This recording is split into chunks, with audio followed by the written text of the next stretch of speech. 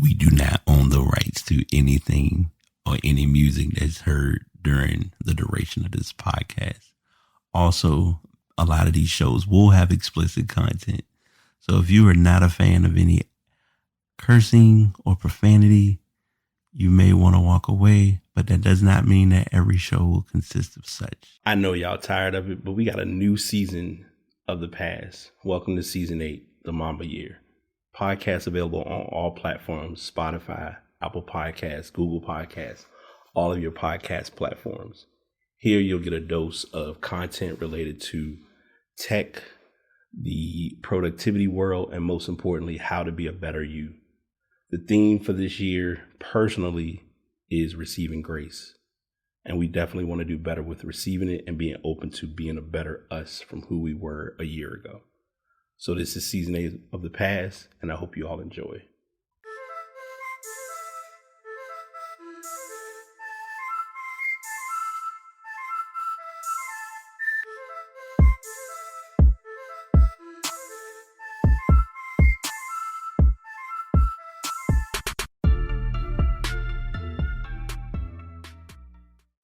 So this is going to be a pretty vulnerable and direct podcast that I'll be recording. Did not think that this would be a show that I'd be doing, but this is going to be a bit of an unpack. So if you have been listening to my walkcasts, I have a couple more that I've recorded. I haven't uploaded them yet, but this is what I'll call a non-traditional flow for a podcast. So as you see by the title, this episode is dedicated to my dad. I had a immense amount of topics that I wanted to get into, but I don't want to talk about any of those things at this time. This is, for me personally, a heavy podcast to record. You'll probably hear it. You'll probably notice it. I am recording from home. And I'm recording for the first time home without my dad being home. And not just physically home, but home is in here in the present.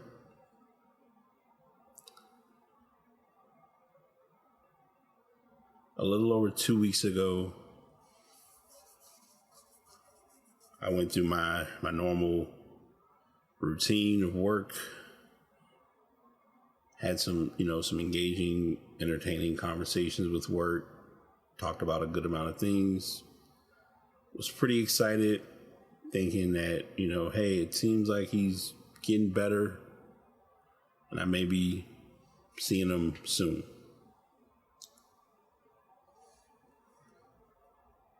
Come home, I think I made like one stop somewhere, and as soon as I walked in, I was greeted with my mom sitting and a suit sitting on the table. Didn't put much together in the moment, but eventually it all unraveled and spoke for itself.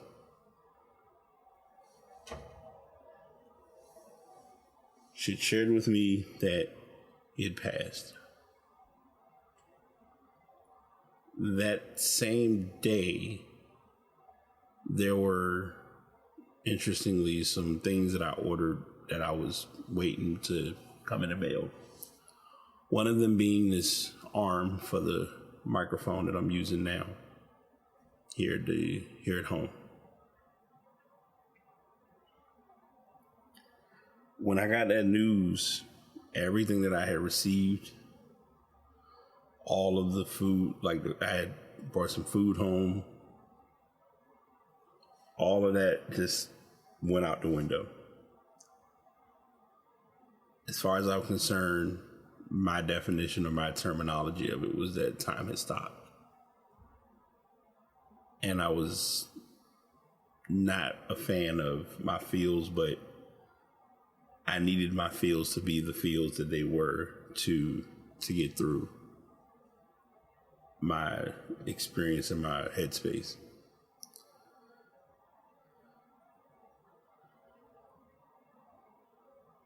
I've been asked this a couple of times. Like I said, it's been a little over 2 weeks, and the same question comes up, like, how am I doing? How's my mom doing? How's my family doing? And it's really not a to Z cookie cutter answer that I can give. And the only reason I say it that way is because you really don't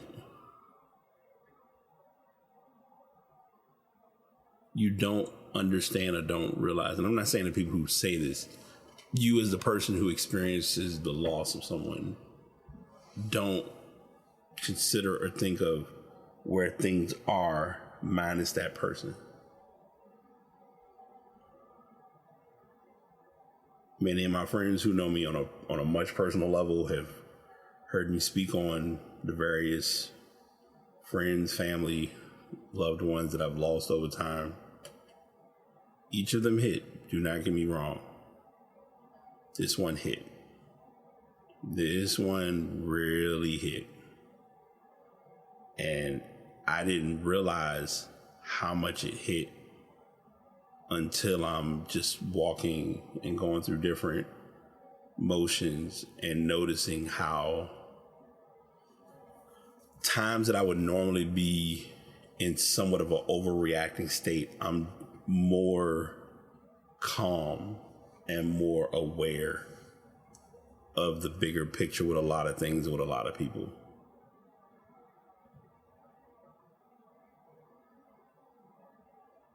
I was supportive with I shared with many of my immediate friends. I'm sharing with as much of my family as I could that hadn't already been made aware. And I just kind of managed time for a little bit.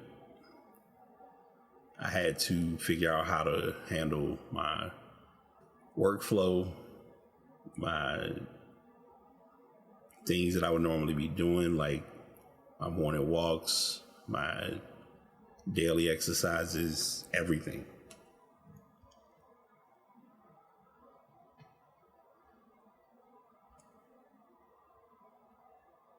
The days that it hit the hardest were that Thursday and that Friday. Between those 2 days, I definitely let out and shed a lot of tears. I still shed tears to this day, but those 2 days afterward was when it just sat with me.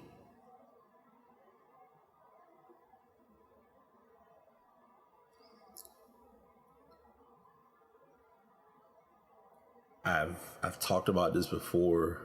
Today is, I believe, the third Saturday since he passed that I've been doing my walks. And in many instances, I usually will take a little, take breaks in between the walks. So have kind of like oh man, I don't know if I can do it. This is a lot. But the walks have had a much more direct tone to them where I've just gone out and just walked. For the last 4 weeks I've been doing, I've hit what I'm hoping is the maximum. I'm not going to press it. If it goes further, it goes further. But I'm hitting 4 miles nonstop. My first time I went out there after, that Saturday afterward, I know a lot of people, they think this sound crazy. It might be just me talking, but it's the honest truth. He was with me during that entire walk. And the reason I sensed that is because there's a guy who's out there, and every Saturday, especially these last 3 Saturdays he's been out there. But this particular Saturday, he walked by me. Because normally a lot of times I'm kind of in my walk, but I'm not as speedy or as fast as usual with the walk, which it happens. But this particular day wasn't one of my faster paced walks per se. And why I'm sharing that is because he had walked by me. He had already been like full-fledged into his normal walk that he would be doing. And he said, I was like, hey, what's going on? He was like, not much. We spoke for a quick second. I was like, yeah. He was like, yeah, you really been doing a pretty good job with the walks. I said, I'm trying. He said, no, you're doing good because you've been able to like stay, like you haven't had as many stops as you used to. And I had to really think about it and realizing over time how much my walks have evolved with doing this walk. So ironically, a lot of things you're going to see online will say pod for pops, walk for pops, plank for pops, etc., etc. And that first 4 miles, that first 4 mile walk afterward was definitely one that was dedicated to him, and I wanted to, give myself the effort I deserve.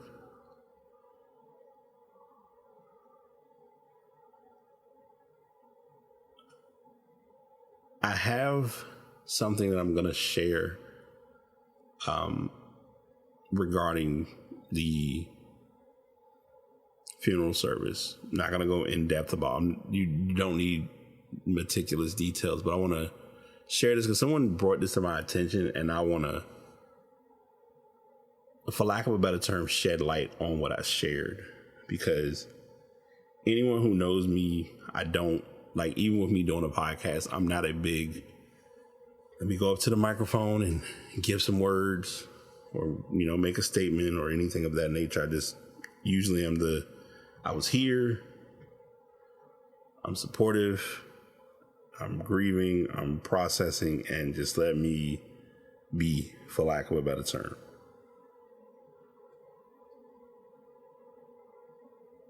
This particular service, I decided it was less about me and more about him.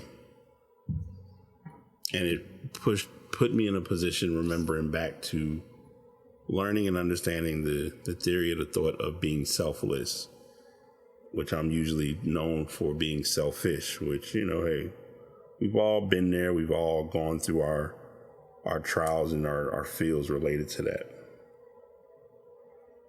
So when I walked up to the microphone, I had an idea what I wanted to say, but I didn't know where it was going to go. And the main thing that stuck with me was there were 3 things that I shared. There was a 4th that I did not share. And hopefully I will talk about these more in depth, not on my newsletter coming up tomorrow, but on the next newsletter. I mean, you all probably will. The newsletter will be out on Sunday. The podcast may go up on Sunday as well. We'll see. But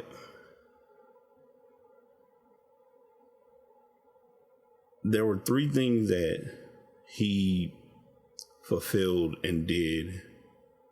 And there were things I really didn't talk to him personally about, but there were things that, in seeing everything kind of go where it has and being the experiences that I've been in, it made a lot of things make sense to me personally. And those were the Mamba Mentality, Atomic Habits, and the 4 Agreements. Now, the Mamba Mentality, he has a book. Haven't read the book. 4 Agreements, I've read it multiple times. It's pretty much been like ingrained in me, for lack of a better term. And Atomic Habits, I have a copy. I've been in positions of reading or getting information related to the book, but have yet to actually read the book like cover to cover. So the terms that are used for both of these, for these three ideas or these three books or references are with the Mamba mentality, which I have in where I do my design work or my work in general. It is a constant quest to be the best version of oneself. And one thing that my dad always did was he was always the best version of who he was. You were going to get the best of him, whether it was 100%, whether it was 35%, he was going to give you the best 35% he can give you. Whether it was 40%, he might have gave a little extra, but he was going to give you what he had. He did what he could. He helped in many ways that many people really didn't see in totality. And I didn't notice it a lot, but I noticed it over the last few months in me thinking about it after getting that news.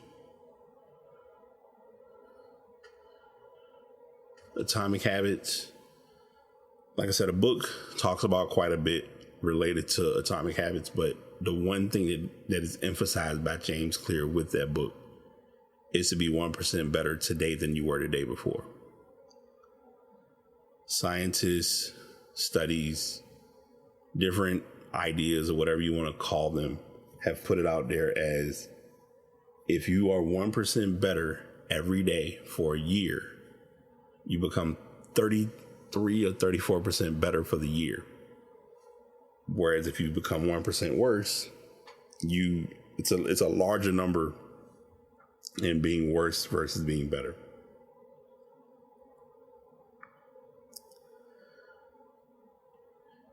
Each day, even with considering where his health was and where he had, he had a lot that he was thinking about and was always concerned about, he was doing his best to be better than who he was the day before. And I didn't really think about it to that extent, but I really understood it more and more over time.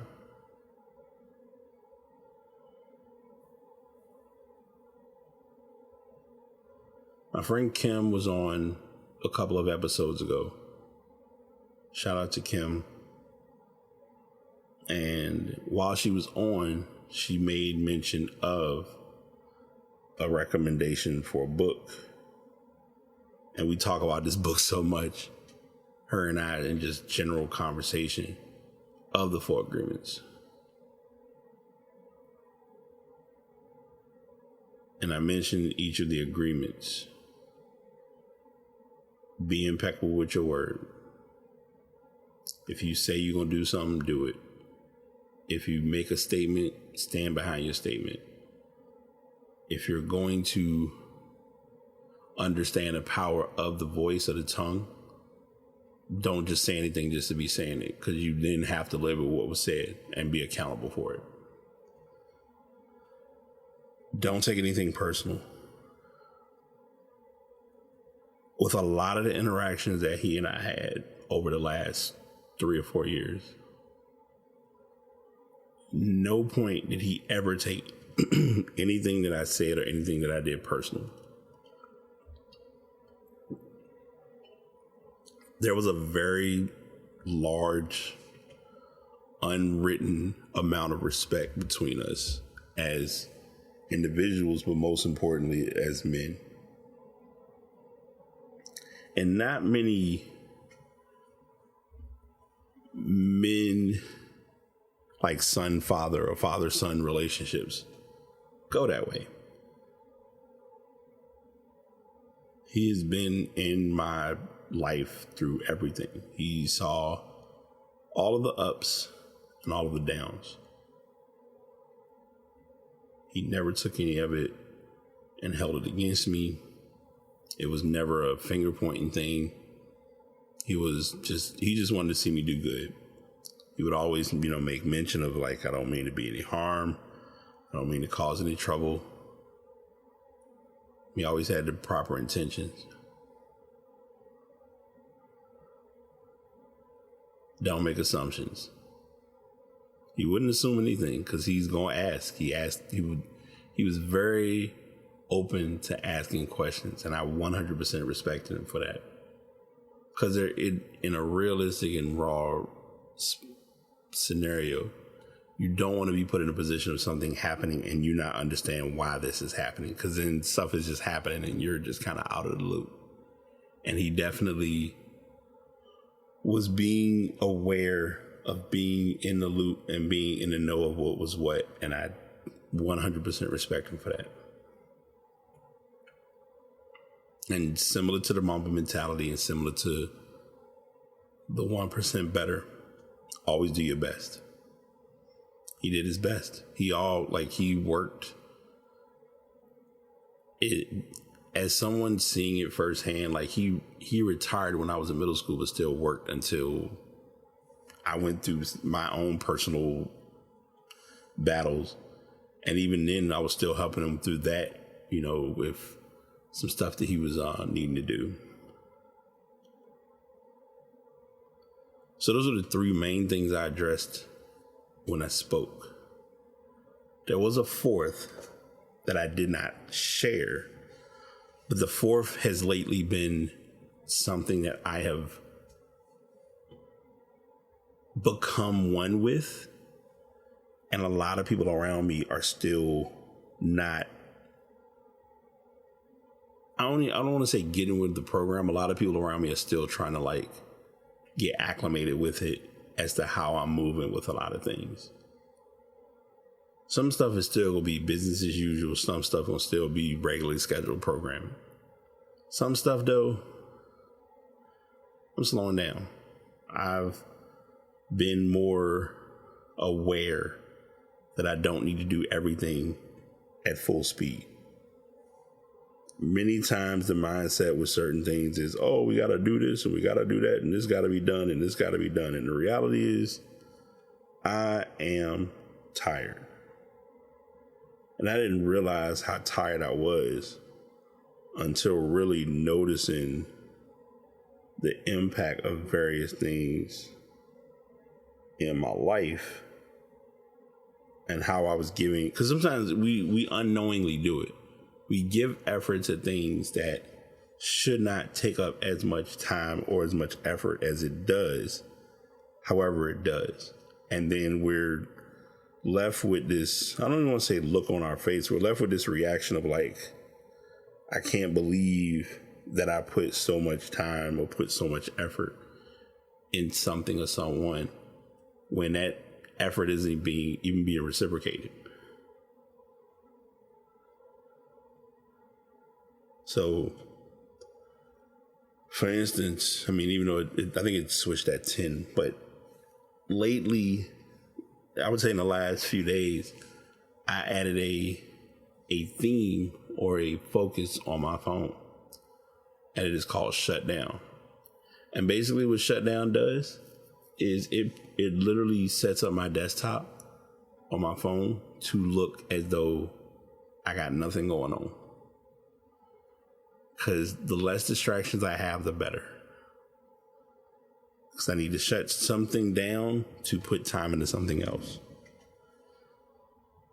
And from my dad's perspective, the thing why the shutdown hits really close is because,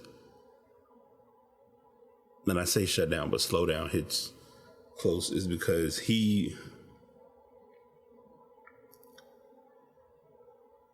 I didn't realize how much I needed to learn and be patient. But now, with all that has happened, I'm more aware of how important it is to be patient and be slow. It's not about trying to get it done, rushing it, having mistakes, having issues. It's about, hey, let's do it. Let's make sure everything's good. Okay, everything's good. Let's get it through the proper channels and let's make it happen. And since doing that with different things in my life, I've noticed a difference in how much stress or how much high anxiety I've personally taken off myself with doing that. It's so bad now, and I'm saying this as I'm talking about it with you all. There are things that I normally would be so open to saying, hey, sure, yeah, let's do it, to now being like, nah, can't do it. I'm not going to do it just to do it. I'm going to do it if I want to actually do it. But if I'm being put in a position of doing something because said person wants to do it, and I don't, I'm not doing it. And that for some people can be a lot, because it's like the traditional, the customary way has been, oh, Bryan just goes along with the flow. And I'm like, I've gone along with the flow. And sometimes going along with the flow has put me in positions that I'm just not fond of or not a fan of. And I'm starting now to see how important it is to not put myself in those spaces if I don't have to. And I don't regret it. I don't have any qualms or any hangups about it. Like normally, for lack of a better term, I'd always somehow feel a certain type of way about it. And I'm like, why am I tripping about something that's not worth tripping on? And a lot of what I'm talking about, the thing that's so interesting with all four of these elements is each of them all have some weight or some type of carry between the other discussions or dialogue. And when I think of it and look at it like that, it really brings it all home to remember, like, sometimes you just gotta let the chips fall where they may and not be as pressed to like have all the answers. I've found more than anything that I value the space, or value the ability of being a sponge. I value that mindset of not feeling like I have to go, as the age-old phrase, 100 miles an hour. I can get something done and not carry myself with the, oh my gosh, this is so draining. Like, why am I dealing with this?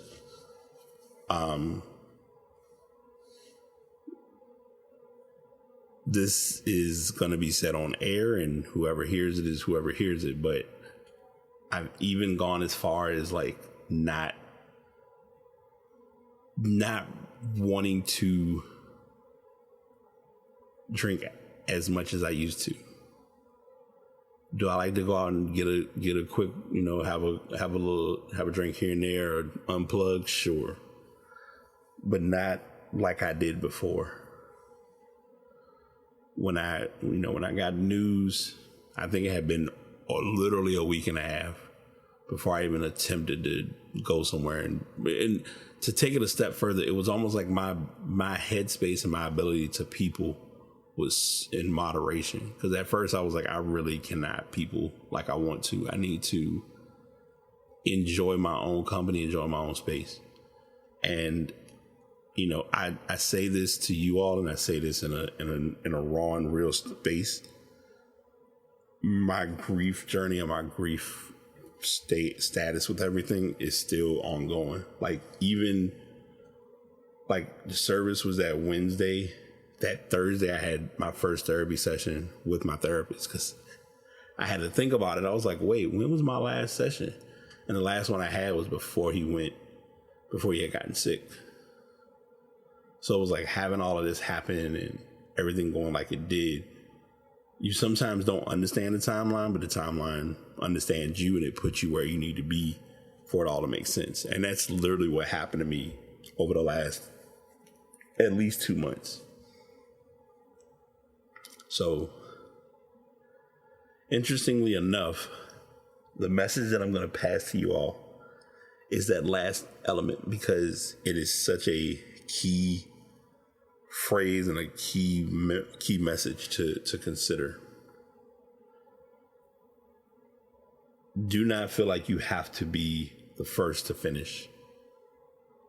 It's okay if you finish 8th in something that doesn't have a merit based on who wins or comes in first, second, or third. Because in many instances and in many scenarios in our life, the competition that we're having isn't the competition that we're having.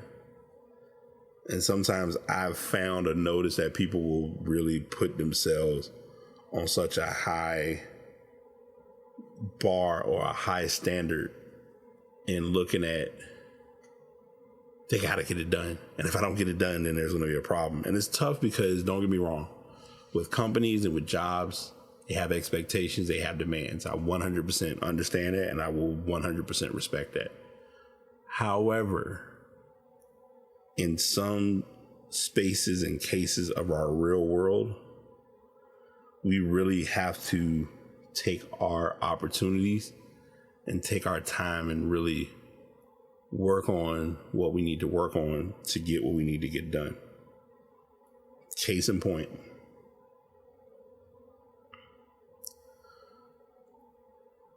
Back in 2020, because I believe that was the year you passed, I'm gonna have to look his name up because now I'm drawing a blank. And I usually don't do blanks on the show, but we gotta do this one real quick because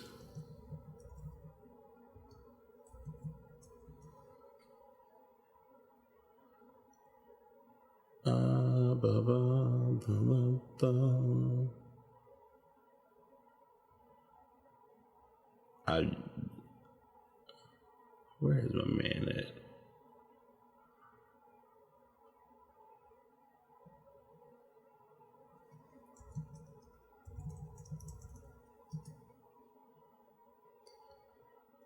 Chadwick Boseman. I don't know about anybody else, but 2020 was a wild year. 2024 has been a wild year, do not get me wrong. But 2020 was a wild year with losing Kobe, losing Chadwick, losing David Stern. There were a lot of high profile individuals. I bring up Chadwick because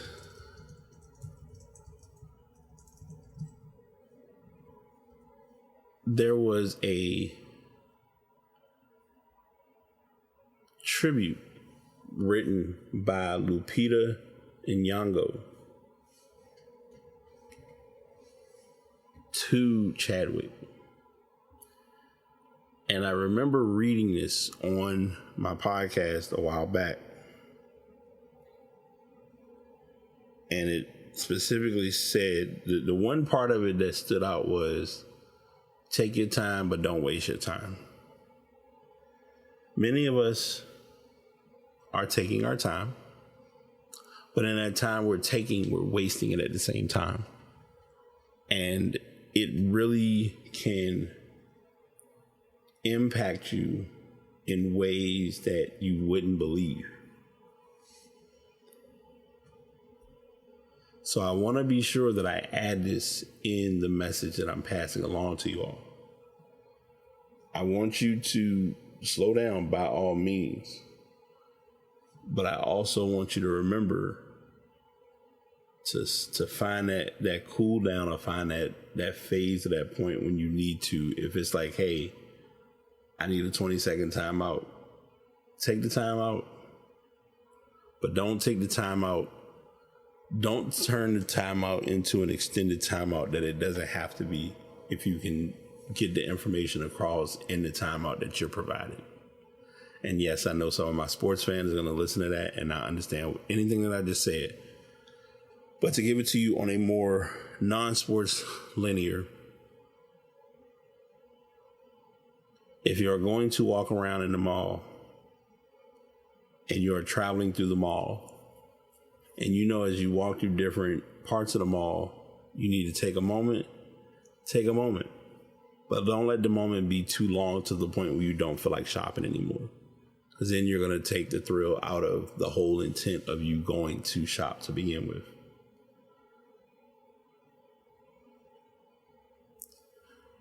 Dad, I love you. Dad, I appreciate you. You'll hear from me a lot. I miss you. I know you're with me, I know you're with our family. I know you're keeping us in the right headspace and in the right mindset. Many times in life, we need things to bring it home and to prioritize what's what. And I don't know if you knew it or you had it sought out that way, but you were able to get us to see a lot of things that we weren't wanting to see in the time that we needed to see it. And we needed to see it. We just didn't expect it to be seen in this capacity. But a phrase and a statement that I'm going to say, even with me having no kids here on earth,